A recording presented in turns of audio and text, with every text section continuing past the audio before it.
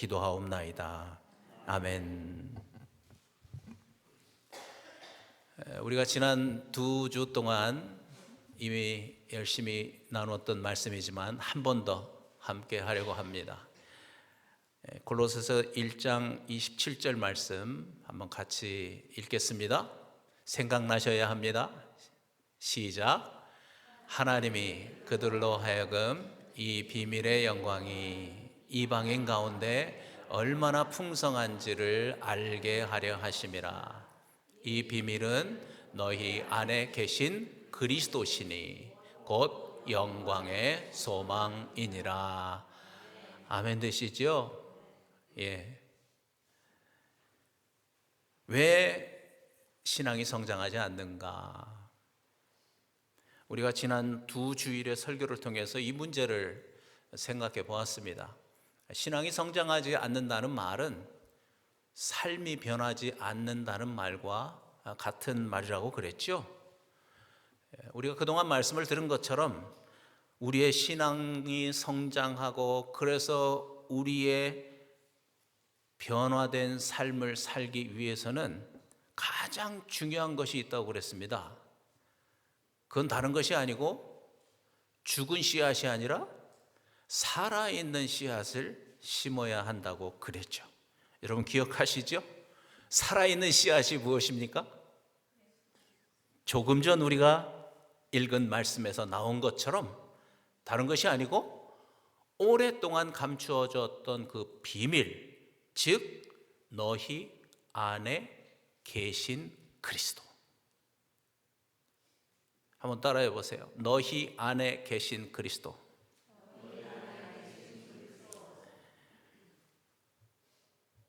이것이 바로 살아있는 그리스도가 살아있는 씨앗입니다. 그래서 우리가 부활을 통해서 그 부활을 증거로 예수를 하나님의 아들로, 그래서 이분을 나의 주인, 그리고 나의 그리스도, 나의 삶의 왕으로 인정하고 믿을 때 어떤 일이 벌어지는 거예요? 조금 전 말씀 그대로 그리스도가 믿는 자들 안에 들어오시는 신비한 일이 벌어지는 거예요. 그래서 저는 우리 기쁨의 강에 함께 모이는 우리 형제 자매들에게 정말 다시 한번 강조하고 싶습니다. 여러분, 그리스도인이라는 것은요, 단지 하나님의 능력을 믿고, 단지 그 하나님의 사랑을 믿고, 단지 하나님이 말씀하신 그 계명을 따라서 사는 그런 사람들이 아닙니다. 그런 사람들을 종교인이라고 합니다. 우리 그리스도인은 그런 사람들이 아니고 나를 그렇게 사랑하신 그 하나님, 그리고 그 능력이 많으신 그 하나님, 그리고 나에게 말씀하신 그 하나님, 그 하나님을 어디에 모시고 사는 사람들이에요? 내 안에 모시고 사는 사람들이에요. 이게 그리스도인의 정체성이에요.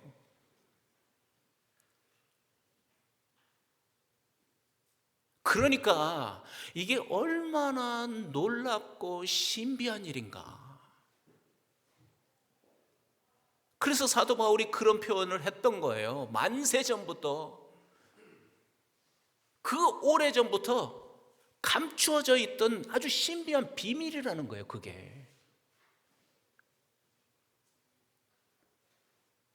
그런데 그 비밀이 드디어 예수님이 이 땅에 오시고 십자가에서 죽으심으로 인해서 이 놀라운 은혜가 우리에게 부어진 것입니다.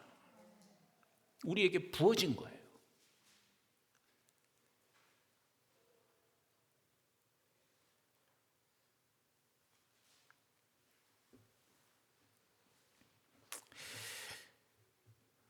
이스라엘 백성들은요, 하나님의 백성들이었잖아요. 이 하나님의 은혜를 누리지 못하고 살았어요. 하나님이 그들의 몸 밖에 계셨어요. 그런데 우리는 내가 믿는 그 하나님이 내 안에 들어와서 사시는 그 신비하고 놀라운 축복, 그 은혜를 누리는 자가 되었다는 것입니다. 그래서 제가 구약의 백성들과 비교해서 여러분께 계속 말씀을 드리는 거예요. 그래서 말씀드렸잖아요. 그 우리의 믿음의 조상인 아브라함도 우리를 부러워한다니까요. 그 놀라운 다윗이라고 하는 그 성경의 인물도 사실은 우리를 부러워하는 거예요. 우리를. 성경에 있는 그 놀라운 많은 선지자들이 우리를 부러워하는 거예요. 왜? 우리는 그 그리스도를, 그들이 예언으로만 했던, 그들은 약속으로만 받았던 그 예수 그리스도를, 그 하나님을, 그의 영을 내 안에 모시고 포도나무와 가지처럼 한 몸이 되어서 사는 그 놀라운 은혜 가운데 우리가 살기 때문에 그런 거예요. 할렐루야.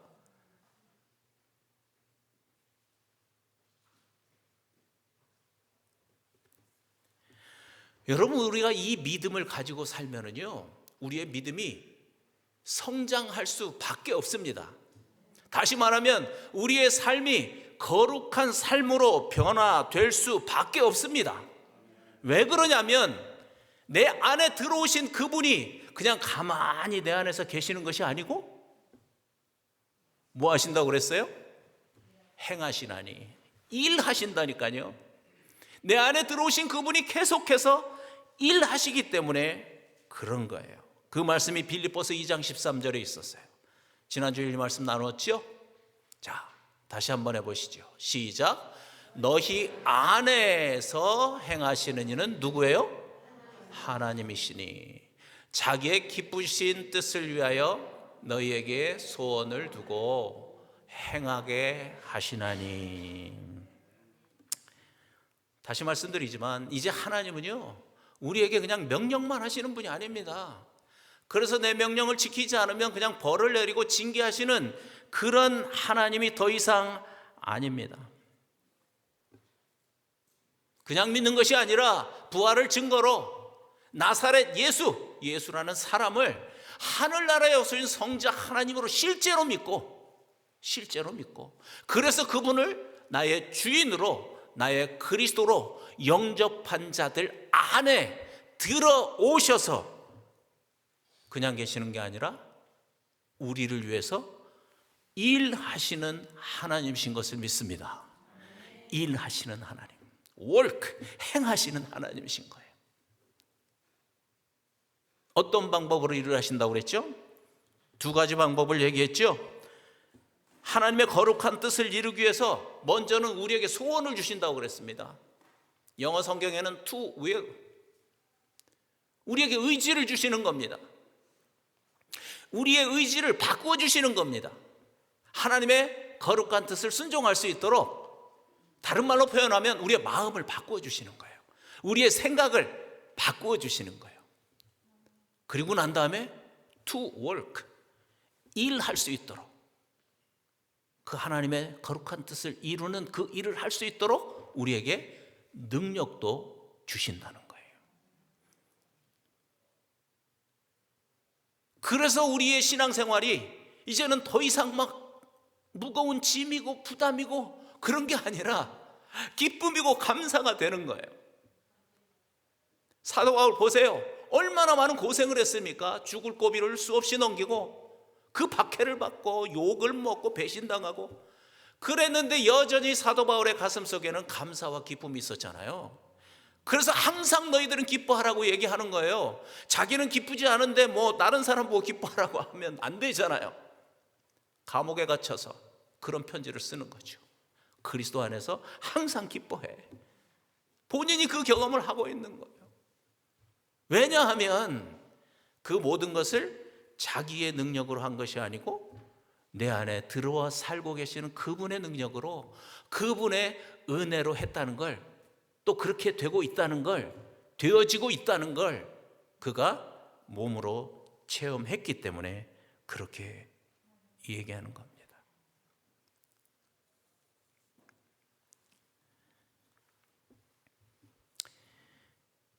사도 바울이 또 우리에게 말씀하셨습니다.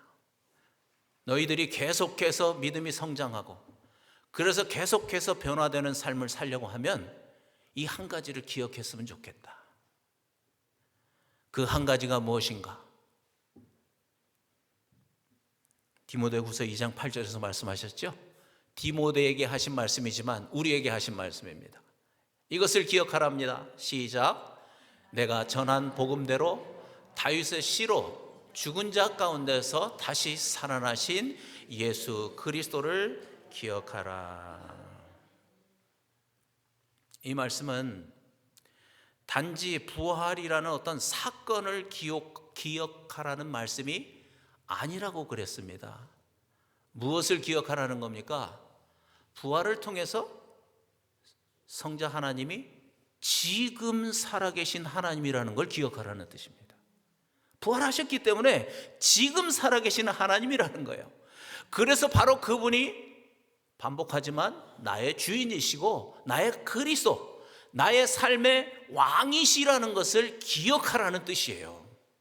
그 믿음을 가지고 실제로 삶을 살라고 말씀하시는 거예요. 또 한 가지 중요한 사실은 무엇을 기억하라는 거예요? 그분이 우리의 몸 밖에 계시는 게 아니고 어디에 계신다? 내 안에 들어와서 지금 나와 함께 살고 계신다. 그것을 부활의 증거를 가지고 믿고 항상 기억하면서 살라는 거예요. 그게 부활을 기억하라고 하는 말의 뜻입니다. 그렇게 하면 어떤 삶이 우리에게 되는 겁니까?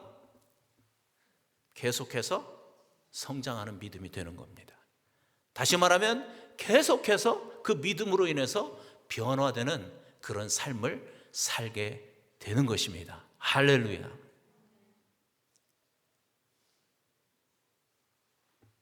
그런데 오늘 말씀을 보니까 우리가 꼭 부활을 기억해야 될 또 중요한 이유가 하나 있다는 것을 알 수 있습니다.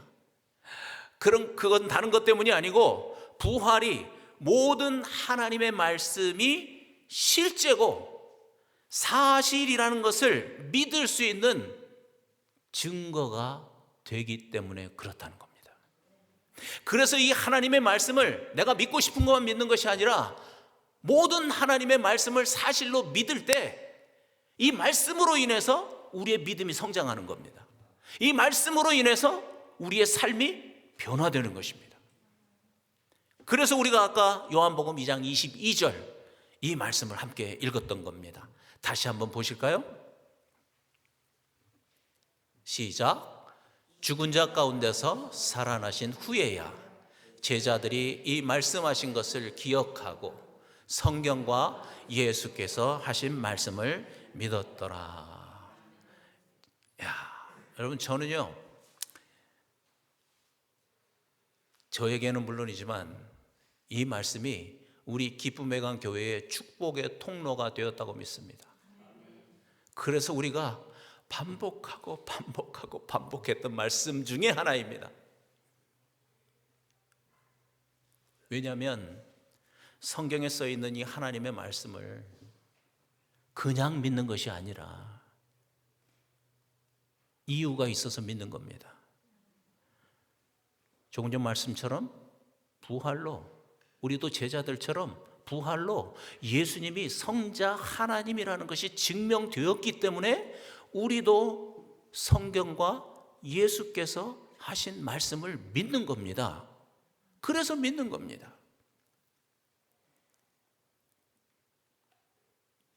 복음서를 우리가 읽어보면 제자들은 예수님의 설교를 직접 자기 귀로 들은 사람들입니다.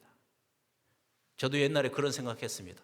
나도 예수님이 설교할 때 그 앞에 있었으면 예수님 잘 믿었을 것 같은데 직접 들었으니까. 전에 들은 것도 아니고 우리는 2000년 후에 지금 말씀을 읽는데, 심지어 제자들은 예수님께서 그 행하시는 놀라운 기적들을 그냥 직접 눈으로 봤습니다. 그냥 몸으로 막 체험했습니다. 그런데 여러분, 복음서를 잘 읽어보십시오. 제자들은 자기가 믿고 싶은 것만 믿었습니다. 그럼에도 불구하고, 그리고 자기의 머리로, 자기의 이성으로 이해되는 것만 믿었습니다. 그래서 실제로 여러분 성경 읽어보면요, 예수님 말씀하실 때 못 믿어가지고, 그게 믿어지지 않아서, 예수님은 어떻게 저런 내가 믿지 못할 얘기를 계속 하시지? 실망했다는 사건이 많이 기록되어 있는 것을 볼 수 있습니다. 그래서 결국 어떻게 되었습니까? 기적을 보고 그럴 때는 우리도 예수님을 믿는다고 수차례씩 반복해서 고백했는데, 실제로 예수님이 잡히시고 십자가로 가실 때는 자기들도 잡혀 죽을까 봐 다 도망쳐 버렸습니다. 다 흩어져 버렸습니다.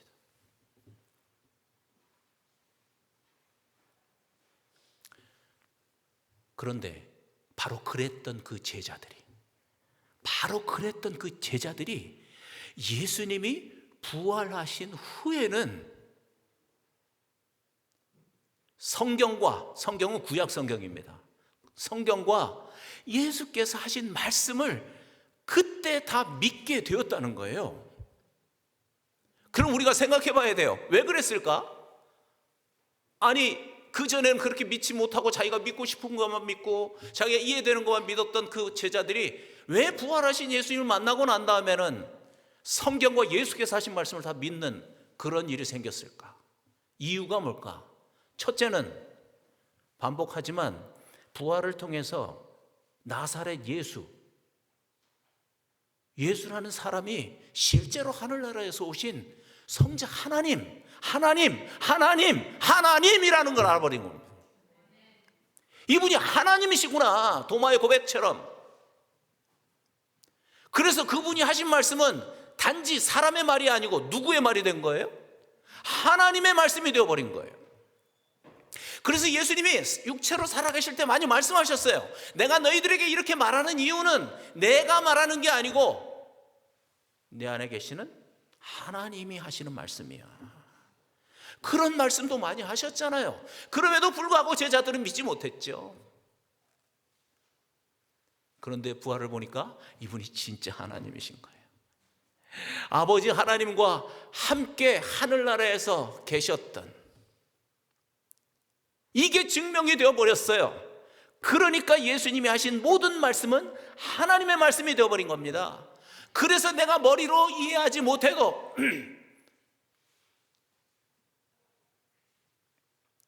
내가 가진 지식이나 내가 가진 이론으로 다 분석해서 이해하지 못하더라도 하나님의 말씀이기 때문에 그것을 믿을 수밖에 없었던 겁니다. 믿어진 것입니다. 하나님의 말씀이 믿어진 것입니다. 또 한 가지, 부활하신 예수님을 보니까 이분은 그냥 십자가에서 죽으시고 그냥 부활하신 게 아니고 성경대로 죽으시고 성경대로 부활했다는 걸 알아버린 거예요. 여기도 성경은 구약 성경입니다. 이분이 진짜로 구약 성경에 예언된 그대로 십자가에서 고난당하시고 죽으셨구나. 뿐만 아니라 구약 성경에 예언된 그대로 죽은 자 가운데서 부활하셨구나. 다윗의 예언대로. 이게 알아져 버린 거예요. 그래서 뭘 믿게 됐어요? 구약 성경을 믿게 된 거예요. 선지자들을 통해서 말씀하신, 그래서 구약에 기록해 놓으신 그 말씀이 다 이루어지는 것이구나. 이걸 알아버린 거죠.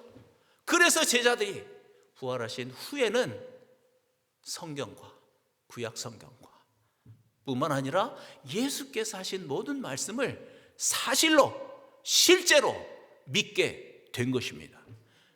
내 머리로 이해가 되든 안 되든 그 말씀 앞에 엎드릴 수밖에 없었던 것입니다.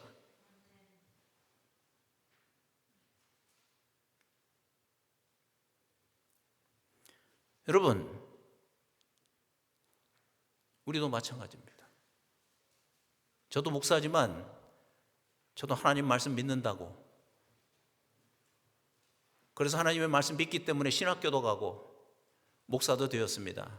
그런데 제가 이 말씀을 딱 만나고 난 다음에 저 자신에게 물어봤습니다. 너는 어떻게 하나님의 말씀을 그렇게 잘 믿냐? 제 자신에게 물어봤어요. 아니, 제자들도 못 믿었다 그러는데? 제자들도 예수님의 설교를 직접 듣고 예수님 그 기적을 다 눈으로 봤는데 그래도 예수님을 다 못 믿었다는데? 그런데 너는 어떻게 하나님의 말씀 믿고 그렇게 설교도 잘하고 뭐 그러냐? 저 자신에게 질문해 봤더니요, 이유가 없어요. 그냥 믿었어요. 그냥. 그런데 제자들은 왜 믿었대요? 부활하신 후에 믿었대요. 제 머리를 강타하는 충격을 받았습니다. 그런데 여러분 보십시오. 그냥 믿은 믿음하고 부활하셨기 때문에 그 증거를 가지고 믿은 믿음하고는 엄청난 차이가 있는 거예요. 그렇죠? 제자들의 믿음을 그거 딱 보잖아요. 아무리 믿는다고 그렇게 많이 고백했는데 자기가 불리해지니까, 자기가 죽을 것 같으니까 도망가는 거예요. 그런 믿음이었어요. 그런데 부활을 보고 그리고 하나님의 말씀이 실제 사실이라는 걸 믿은 이후에는 죽는 자리까지 가는 겁니다. 아무리 손해를 보아도, 핍박을 받아도, 고난을 받아도 순교의 자리까지 가는 믿음으로 변화된 것입니다. 같은 믿음이 아니라는 걸 보자는 겁니다. 믿음은 믿음인데 같은 믿음이 아닌 거예요.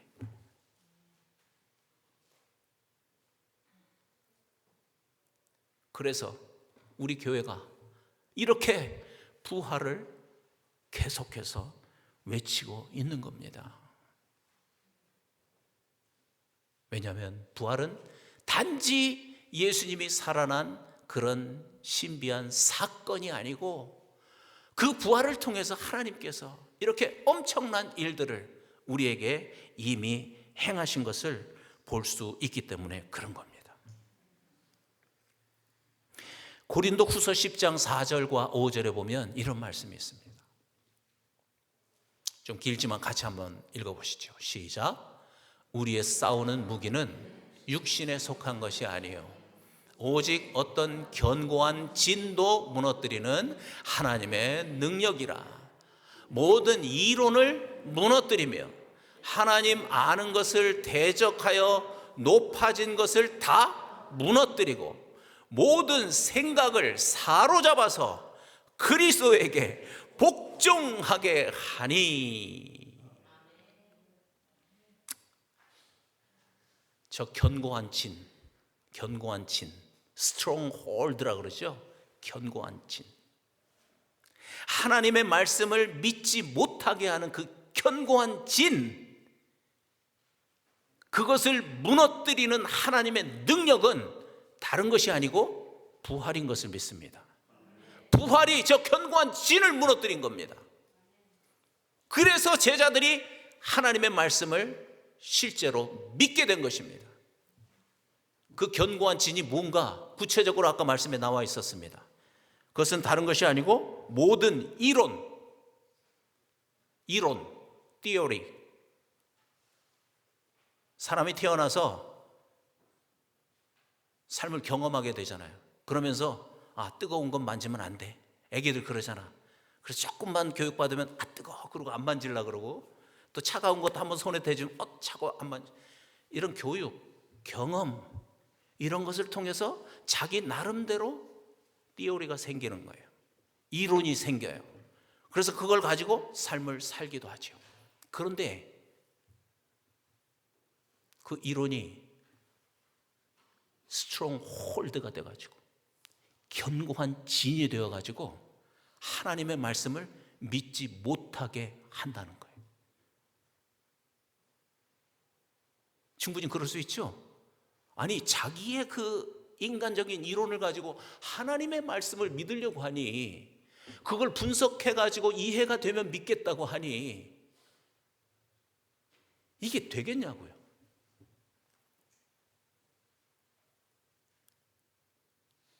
뿐만 아니라 높아진 생각이라고 그랬습니다. 교만한 생각. 과학이 얼마나 발달됐습니까? 과학을 가지고 하나님의 말씀을 대적하려고 합니다. 그 교만한 생각이 스트롱홀드가 돼서 나는 하나님 하나님 말씀을 못 믿겠다고 그렇게 말하는 사람들이 많은 거죠. 그 스트롱홀드, 견고한 진을 부활이 깨버린 것입니다. 부활이 깨버렸습니다. 앞에서 말씀드린 것처럼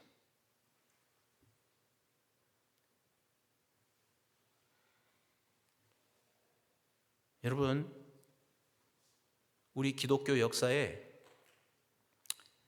이 하나님의 말씀을 인간적인 그런 이성과 생각, 이론으로 열심히 설명해서 해결해 보려고 노력했던 사람들이 있습니다. 그런데 결국은 그 사람들이 성경을 다 무너뜨렸습니다. 뿐만 아니라 교회도 다 무너뜨렸습니다. 그들이 바로 유럽에서 시작된 자유주의 신학입니다. 자유주의 신학. 그들의 처음 동기는 좋았습니다. 왜냐하면 사람들이 하나님의 말씀을 못 믿겠다고 하니까 그걸 하나님이 말씀을 사람들이 믿을 수 있는 수준으로 좀 설명을 해보려고, 이해 좀 시켜보려고, 그래서 열심히 노력을 했던 거예요. 그러다 보니까 어떤 결과가 나왔어요? 도저히 사람의 이성으로는, 도저히 사람의 생각으로는 이해할 수 없는, 분석해낼 수 없는 하나님의 말씀들이 수도 없이 많은 것을 부딪히는 거죠. 그러니까 그들이 한 짓이 뭔가, 믿어지지 않는 말씀들을 성경에서 잘라내기 시작했어요. 그 말씀 앞에 무릎 꿇는 게 아니고 잘라내기 시작했어요. 처음에는 조금만 잘라내려고 했는데 더 읽고 보니까 더 많네. 더 잘라. 이 자유주의 신학이 나왔을 때 사람들에게 박수를 받았습니다.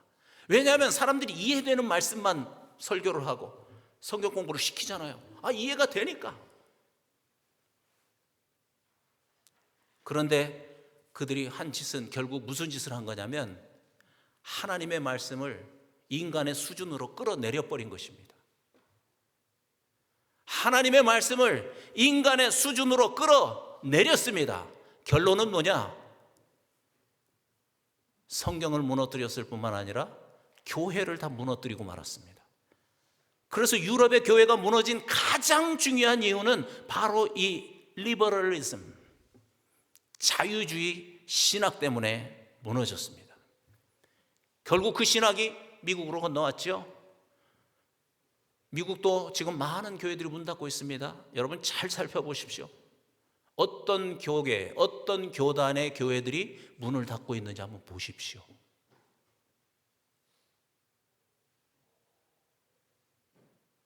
이 자유주의 신학을 받아들인 교단들, 교회들이 결국은 사람들이 떠나고 문을 닫는, 망해가는 그런 모습을 보게 됩니다.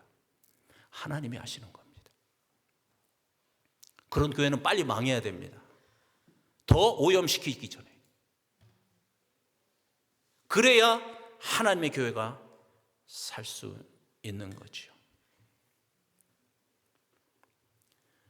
말씀드린 것처럼 제가 우리 교회에서 특별히 이렇게 부활을 강조하고 말씀드리는 이유는 조금 전 여러분께 말씀드린 것처럼 이 예수님의 부활로 우리가 성경과 예수께서 하신 말씀이 실제라는 것을 우리도 제자들처럼 믿을 수 있기 때문에 그런 것입니다. 제자들이 그렇게 했었던 것처럼, 그래서 내 생각으로 내 이성으로 이해되지 않아도 부활로서 이미 사실로 증명된 이 하나님의 말씀 앞에 내 이성을 굴복시키는 것입니다. 내 생각을 복종시키는 것입니다. 하나님의 말씀에 그 절대적인 권위를 인정하는 것입니다.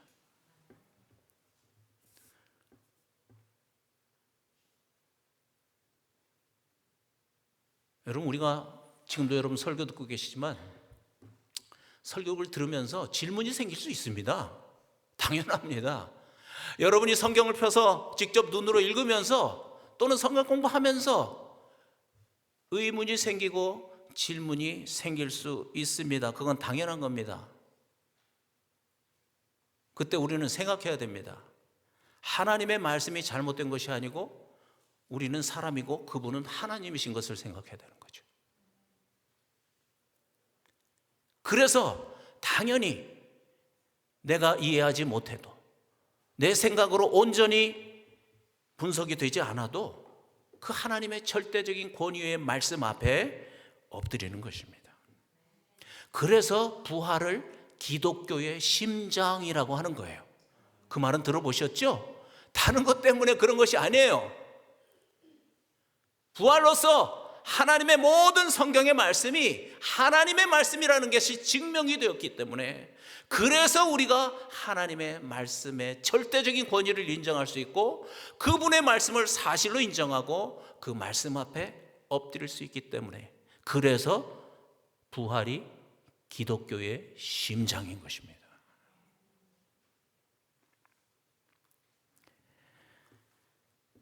그래서 우리가 이 하나님의 말씀을 믿어서 구원을 얻을 뿐만 아니라 계속 이 하나님의 말씀을 믿는 가운데 우리의 믿음이 성장하는 것을 믿습니다. 그래서 디모데후서 3장 16절과 17절에는 이런 말씀도 기록되어 있습니다. 같이 한번 보시겠습니다. 시작. 모든 성경은 하나님의 감동으로 된 것으로 교훈과 책망과 바르게 함과 의로 교육하기에 유익하니 이는 하나님의 사람으로 온전하게 하며 모든 선한 일을 행할 능력을 갖추게 하려 함이라. 모든 성경은 무엇으로 되었대요? 하나님의 감동으로 되었다. Inspiration. 그런데 이 감동이라는 단어가 원래 뜻은 호흡이라는 뜻입니다. 호흡, breath, 호흡이라는 단어입니다.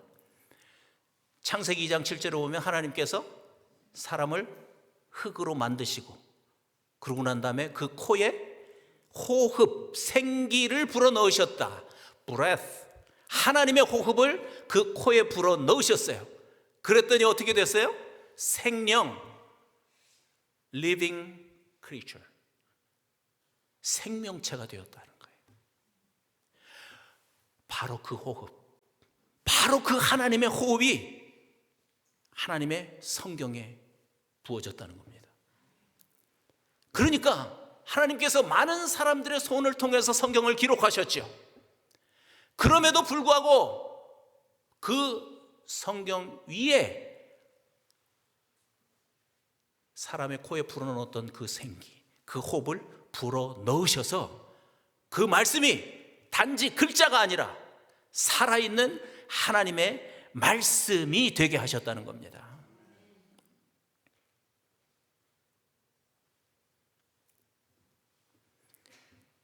그래서 하나님의 말씀은 살아있는 말씀일 뿐만 아니라 생명력이 있는 말씀인 겁니다. 그래서 하나님의 말씀은 역사하십니다. 그래서 사람의 마음을 바꾸어서 구원하시고 또 말씀으로 인해서 사람의 마음을 바꾸어서 책망하시기도 하고, 그래서 우리가 올바른 삶을 살아갈 수 있도록 하나님의 말씀이 일하시는 겁니다. 그래서 하나님의 말씀은 하나님입니다, 여러분. 하나님의 말씀은 그래서 생명입니다. 그래서 하나님의 말씀은 구원입니다. 뿐만 아니라 하나님의 말씀은 우리가 살아갈 우리의 삶의 능력이라고 고백할 수밖에 없는 겁니다. 그래서 우리가 생각해야 됩니다. 여러분이 지금 설교도 듣고 계시고 또 스스로 성경을 펴서 읽으실 때 단지 그냥 문자를 읽는 것이 아니고 이 말씀을 통해서 인격적인 하나님을 만나는 겁니다. 왜요? 하나님의 호흡을 불어넣으셔서 살아있는 말씀으로 만드셨기 때문에 그런 것입니다. 그래서 이 말씀이 생명이고 구원이라고 말씀드리는 겁니다. 이 말씀이 곧 하나님이라고 말씀하는 거죠.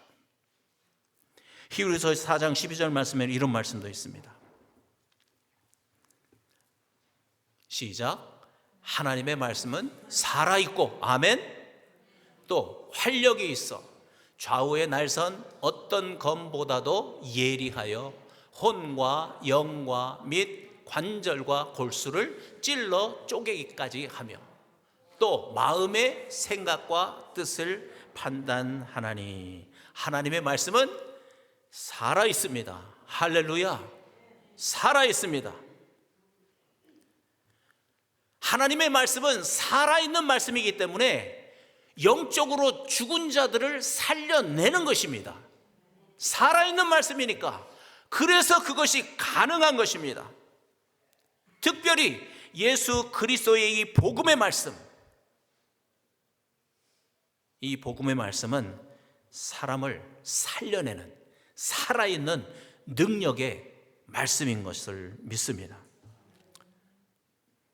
여러분, 그래서 이곳에 있는 우리도 다른 어떤 것이 아니라 이 예수 그리스도의 복음, 살아있는 하나님의 말씀으로 살아난 것을 믿습니다. 이 말씀으로 우리가 살아난 겁니다. 그래서 이어서 말씀하셨잖아요. 이 살아있는 하나님의 말씀은 액티브하다고.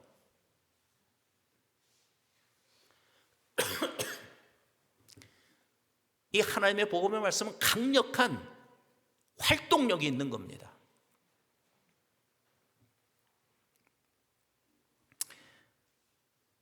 어느 정도인가 날카로운 양날의 칼보다도 더 예리하다고 그러셨죠. 그래서 이 살아서 활동하시는 이 하나님의 말씀, 그래서 이 예수 그리스도의 복음의 말씀이 우리의 영, 혼, 관절, 골수, 우리 몸의 모든 부분들을 찔러서 쪼개서 새롭게 만들어서 구원해서 새롭게 만드시는 겁니다. 새로운 피조물로 만드신 것입니다. 여기서 찔러라는 단어가 좀 흥미로운 단어입니다.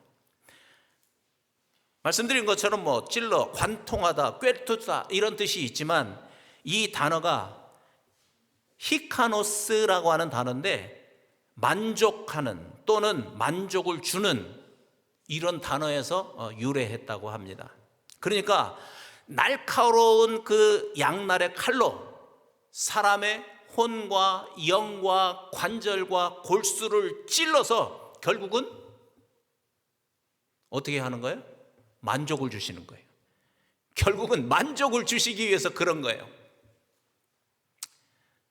사람이 몸이 아프면, 그래서 심각해지면 병원에 가서 수술을 받습니다. 그렇죠? 그런데 그 수술, 칼을 몸에 대기 싫지만, 그래서 몸이 아프지만, 그럼에도 불구하고 그 날카로운 칼로 수술을 받는 이유는 뭐겠습니까? 그 이후를 생각하는 거죠. 결국은 그 칼로 내 몸에 있는 그 나쁜 부분, 암덩어리가 있다면 그걸 잘라내버리고, 그런 아픔, 회복의 그런 아픔은 있지만 결국은 그것의 끝은 뭐가 있는 거예요? 만족이 있는 거죠. 결국 만족이 있는 거예요. 하나님의 말씀이 바로 그렇다는 겁니다. 특별히 예수 그리스도의 복음의 말씀이 바로 그렇다는 것입니다. 우리가 예수 그리스도의 복음의 말씀 앞에 섰을 때 내가 얼마나 지독한 죄인인가를 발견하게 됩니다. 첫째는 내가 주인된 그 죄가 얼마나 무겁고 얼마나 무서운 죄인가를 발견하게 되는 겁니다. 그래서 그 복음의 말씀으로 나를 괴롭게 하는, 내 인생을 망치는 내가 주인된 그 죄를 하나님께서 그 칼로, 그 양날의 칼로 도려내시는 것입니다. 그리고 우리를 새로운 생명으로 거듭나게 하셔서 결론은 뭐예요? 만족하게 하시는 겁니다. 만족하게 하시려고 그 과정을 하나님이 하시는 거죠. 그래서 여러분, 결론적으로 말씀드리고 싶습니다. 이제는 우리가 하나님의 말씀에 절대적인 권위를 인정하고 또 하나님의 말씀의 능력을 믿을 뿐만 아니라 우리가 그것을 이제는 믿기 때문에 그 하나님의 말씀에 더 가까이 가시기를 바랍니다. 가까이 가시기를 바랍니다. 말씀드린 것처럼 하나님의 말씀에 가까이 간다는 말은 무슨 뜻입니까?